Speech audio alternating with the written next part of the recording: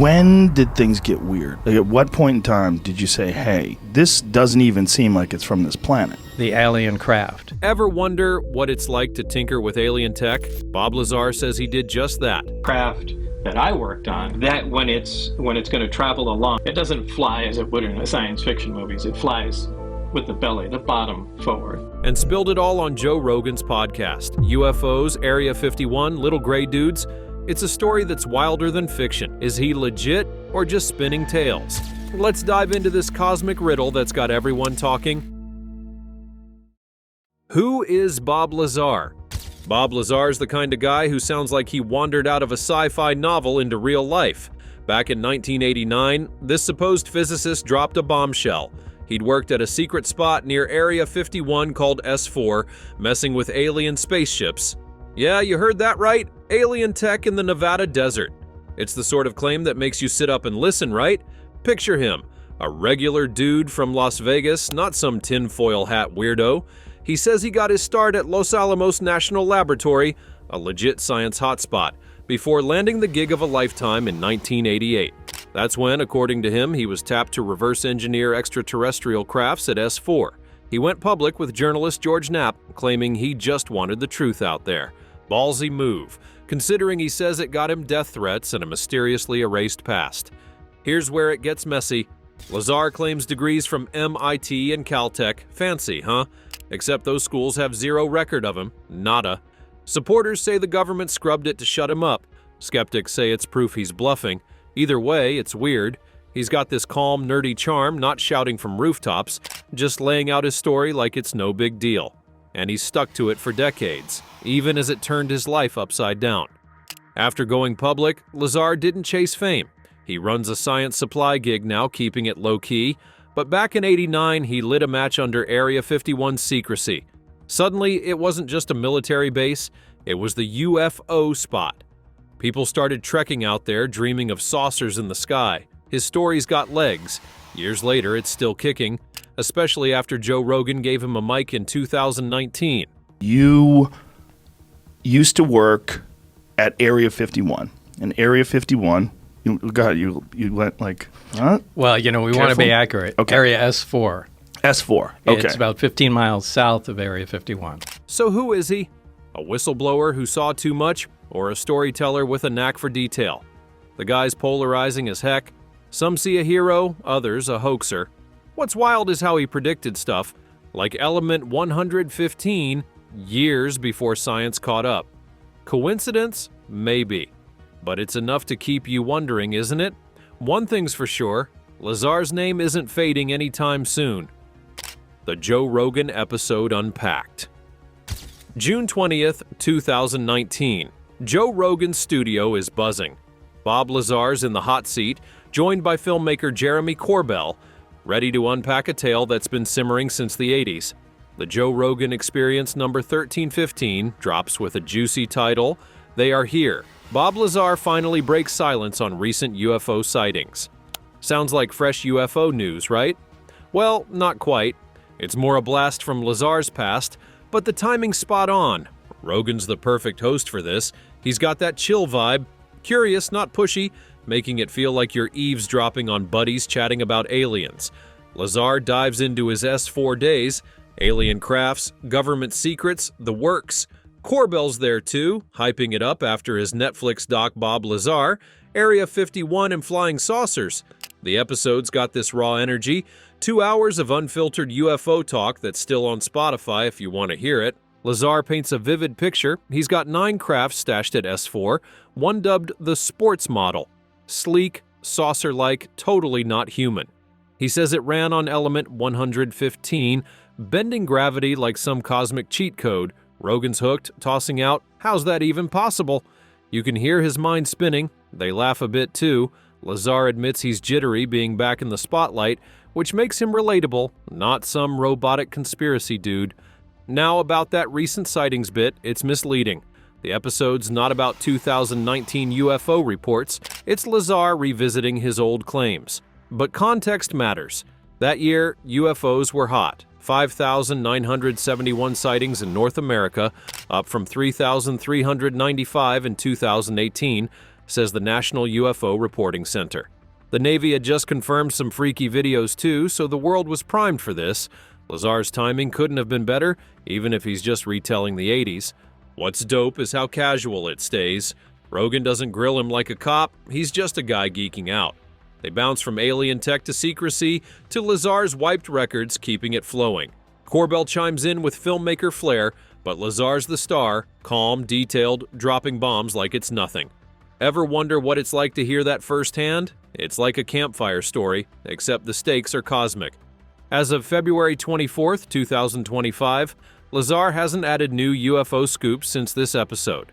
The breaking silence hook is more about him speaking up again, not fresh sightings. Still, it's a killer recap. Less they're here now, and more they were here then. Rogan leaves it open-ended, no hard conclusions, which is why it sticks with you. It's not just talk, it's a window into a mystery that won't quit. Lazar's wild claims at S4.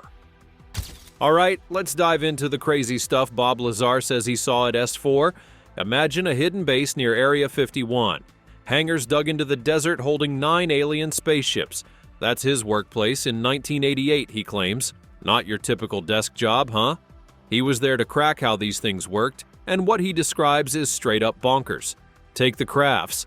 Lazar's got one he calls the sports model, a shiny 52-foot wide saucer that looked pristine, not crashed. Others were roughed up, maybe from test runs or alien fender benders. Who knows? He climbed inside the sports model once and it was eerie. No seats, no controls, just a smooth interior and a humming reactor. He says it lifted off silently, glowing, moving like gravity was optional. Ever seen anything defy physics like that? He swears it did. The power source? Element 115, he says. A weird metal that warps space itself. Pop it in the reactor, and bam. The craft bends reality to zip around. He saw it in action, hovering with this otherworldly hum. It's the kind of thing that makes you wonder what else is out there bending rules we don't get yet. Lazar's not vague either. He talks specifics like the reactor's shape, the craft's vibe, painting a picture you can almost touch. Then it gets spooky. He claims he saw files, briefings about these ships, their makers, even alien pilots. Small dudes, 4 feet tall, big heads, big eyes. He spotted one through a window at S4 just standing there, silent and freaky. Another time, he caught a glimpse of an alien autopsy video, a tiny body sliced open on a table. Wild, right? He doesn't linger on it, just drops it like a casual fact. The gig was intense too. Armed guards, blindfolds, flights into Area 51. He says it was all cloak and dagger stuff. After he blabbed in '89, he claims the feds turned nasty. Threats, stalking, his life flipped. It's a thriller plot, but he tells it straight. No dramatics. Is it too nuts to buy? Maybe. Yet the details, like hangar layouts, the craft's glow, keep it gripping. You can almost smell the desert air and hear that hum. Element 115, science or sci-fi? Here's where Lazar's story gets geeky and a little mind-blowing. He says those S4 crafts ran on element 115, a super heavy metal that twists gravity like a magic trick. Sounds like pure science fiction, right? But get this, he was raving about it in 1989, way before scientists even whipped it up in a lab. So what's element 115? Today it's Moscovium, named after Moscow, where Russian and American teams synthesized it in 2003. Back in Lazar's day, it was ununpendium, a placeholder for something nobody'd seen. He claimed S4 had stable chunks of it, powering UFOs by bending space-time. Stick it in a reactor and whoosh, off the craft goes, no jets needed. Cool concept, but does it hold up? Fast forward to 2003, scientists smash atoms and bam, Moscovium's real. Except it's not stable, it decays in milliseconds, nothing like Lazar's glowing gravity warping version. He says the aliens had a special isotope we haven't cracked. Critics pounce, unstable here means it's bunk there. Fair, but supporters argue maybe ET's got tech we don't. Ever think there's more to the universe than we've bottled up? Here's the kicker. Lazar called it 14 years early. In '89, the periodic table topped out at 103. 115 was a dream. Yet he nailed its spot, its existence before the whitecoats did. Random guess or inside scoop? He's no chemist, just a physicist, allegedly, so pulling that out of nowhere's odd. It's his ace card, proof he saw something, fans say. Science isn't there yet, though. Moscovium's a dud for practical use, and gravity manipulation's still theoretical. Fun to ponder, not to build. Lazar claims he held it, saw it glow, watched it work. Imagine that, a metal rewriting physics in your hands. As of 2025, no stable 115's shown up, but his prediction keeps the debate alive. Science fact or clever fiction? You decide. The alien encounter mystery. Now for the freaky part, Lazar's alien run-ins at S4. We're not talking blurry photos or campfire tales. He says he saw these guys up close. Little gray beings straight out of a Hollywood script but in a desert lab. Ever wonder what'd cross your mind if you peeked at that? He describes them as grays. 4 feet tall, skinny, with oversized heads and eyes like black marbles. He spotted one through a window at S4, just standing there, chilling like it belonged. No chit-chat, no waves, just a silent, eerie figure. Then there's the autopsy video he glimpsed. A small body on a slab, cut open for study. He doesn't hype it up, just mentions it like it's another day at the office. Creepy, huh? Lazar says he saw files too, briefings on these beings, their ships, maybe their origins. It was all top secret, need to know, and he barely got a taste before he was out. No selfies with ET, sadly. Proof's thin, just his word. Skeptics scoff, no pics, no dice, but fans say that's how cover-ups work, no evidence left behind. What's nuts is how this slots into UFO lore. Grays have been around since the 60s. Think the Hill abduction case. Lazar's not inventing them, just tying them to Area 51. Too neat or too real? As of 2025, he hasn't added new alien yarn since 2019, so this is the tale we've got. Small silent visitors haunting his memory. It's the kind of image that lingers, isn't it? Supporters versus skeptics. Lazar's story splits people like a lightning bolt. Believers on one side, doubters on the other. It's a showdown of faith versus facts, and both camps are loaded with arguments. Who's got his back and who's calling him out? Let's unpack this tug-of-war. Team Believers got some heavy hitters. Navy pilot David Fravor, he of the 2004 Nimitz UFO fame, gives Lazar a nod.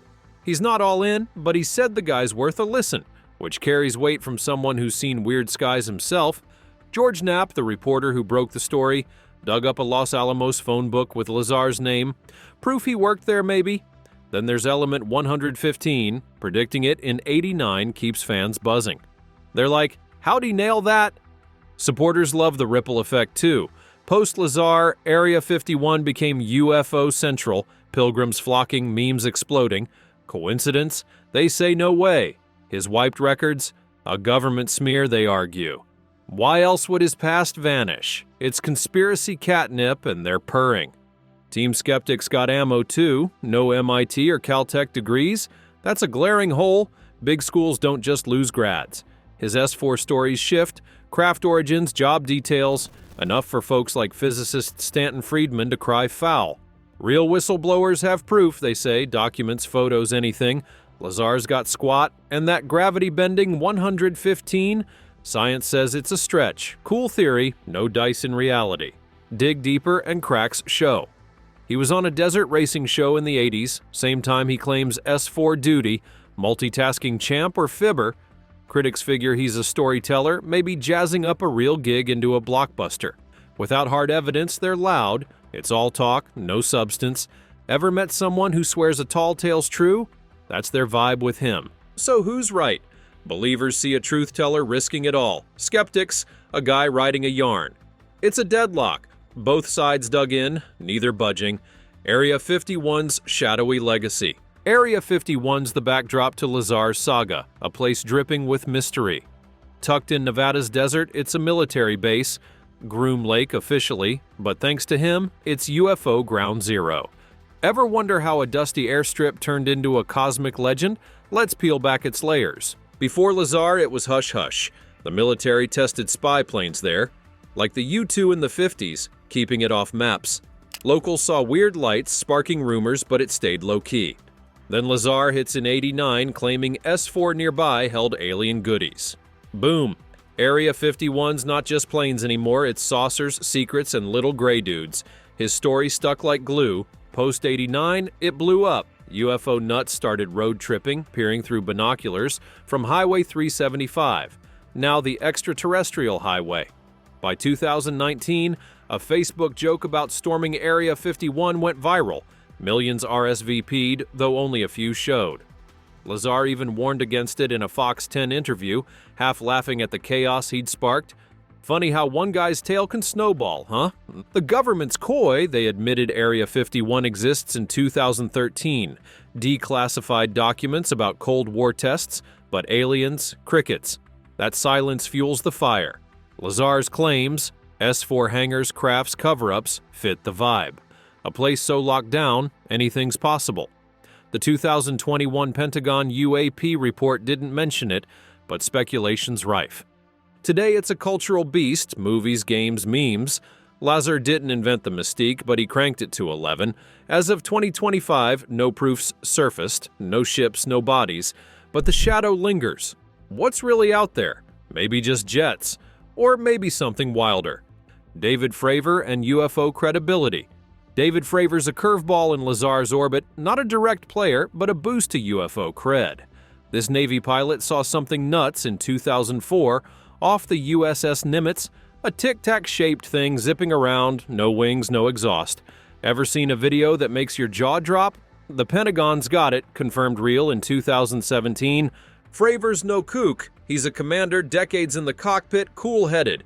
He describes this object, 40 feet long, hovering, then bolting at insane speeds. Radar backed him up, so did other pilots. It's not Lazar's story, but it's a legit UFO encounter, unidentified aerial phenomena, or UAP in fancy terms. The guy's been on Rogan too, episode number 1361, laying it out straight. So where's the Lazar link? Fravor's chatted about him, cautious, not a cheerleader, but open. He said Lazar's tale's worth a look given his own wild experience. Two guys, different angles. One saw crafts in a hangar, one in the sky. It's not proof, but it's a nudge. Maybe UFOs aren't all bunk. The Nimitz case shifted things. Post-2017, the government's UAP talk ramped up. 2021 reports, hearings, no answers, but lots of buzz. Fravor's story's a cornerstone. Tangible, documented, not just whispers. Lazar's got no footage, no paper trail, so Fravor's weight helps. Ever wonder how many pilots see stuff they don't report? As of 2025, Fravor's still vocal. No alien claims, just facts. He's a bridge, real sightings boosting Lazar's wilder yarn. It's not a slam dunk, but it keeps the what if alive. So, Bob Lazar on Joe Rogan, Truth or Tall Tale, his S4 saga, alien crafts, and Element 115 twist your brain in knots. Supporters cheer, skeptics scoff, and Area 51 looms large. Fravor's Real Deal UFO adds fuel, but no smoking guns surfaced by February 24th, 2025. It's a mystery that hooks you. What's out there really? Dig into episode number 1315 yourself and ponder, are they here or just in our heads? The cosmos isn't spilling secrets yet, but man, it's fun to wonder.